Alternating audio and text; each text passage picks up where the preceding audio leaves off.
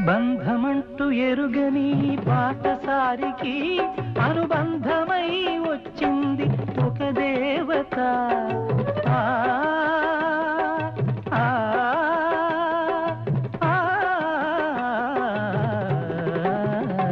బంధమంటూ ఎరుగని పాటసారికి అనుబంధమై వచ్చింది ఒక దేవత. ఇంత చోటులోనే అంత మనసు ఉంచి, ఇంత చోటులోనే అంత మనసు ఉంచి నా సొంతమే అయ్యింది ప్రియురాలిగా. ముద్దబంతి నవ్వులో మూగ బాసలు, మూసి ఉన్న రెప్పలపై ప్రేమ లేఖలు.